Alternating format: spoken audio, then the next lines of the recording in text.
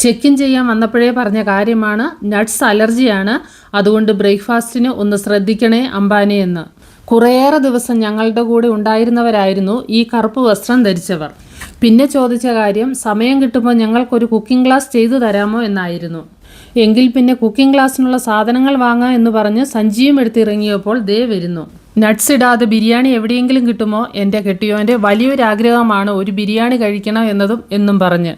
സാധ്യത കുറവാണ് എന്ന് പറഞ്ഞപ്പോൾ മുഖത്തെ ചിരി മാഞ്ഞു. എനിക്കും സങ്കടമായി. ഞാനാണ് പറഞ്ഞത് എങ്കിൽ പിന്നെ കുക്കിംഗ് ക്ലാസ്സിനെ ബിരിയാണി ആക്കിയാലോ എന്ന്. നട്ട്സ് ഇടാത്ത ബിരിയാണി കേട്ടപാടെ ഓക്കെ പറഞ്ഞ് കെട്ടിയോൻ്റെ അടുത്തേക്ക് ഓടി. വൈകുന്നേരം കുക്കിംഗ് ക്ലാസ്സിന് പറഞ്ഞ സമയത്തിന് മുന്നേ എത്തി. കൂടെ അടുത്ത റൂമുകാരും ഞങ്ങൾ കൂടി ഇതിൽ ജോയിൻ ചെയ്തോട്ടെ എന്ന് ചോദിച്ചുകൊണ്ട്. അങ്ങനെ തുടക്കം തൊട്ടേ എല്ലാ കാര്യങ്ങളിലും സജീവ പങ്കാളിത്തത്തോടെ കുക്കിംഗ് ക്ലാസ് മുന്നേറി. പിന്നെ അരിയിടിയിലും ഇലയിടിയിലുമൊക്കെയായി അവസാന ഭാഗ ബിരിയാണിയും കളർഫുള്ളായി. പിന്നെ കുറച്ചു നേരം ദമ്മിൽ വെച്ച് ആ സമയത്ത് ഡൈനിങ് ടേബിളൊക്കെ റെഡിയാക്കി ബിരിയാണി തുറന്നു. 1000 സൂര്യചന്ദ്രന്മാർ മുഖത്തുദിച്ച സന്തോഷത്തോടെ വീഡിയോയും എടുത്ത് പിന്നെയും പാത്രവും വയറ് നിറച്ച് ആഗ്രഹം സഫലമാക്കി. വീഡിയോ ഇഷ്ടപ്പെട്ടാൽ സബ്സ്ക്രൈബ് ചെയ്ത് സഹായിക്കണേ.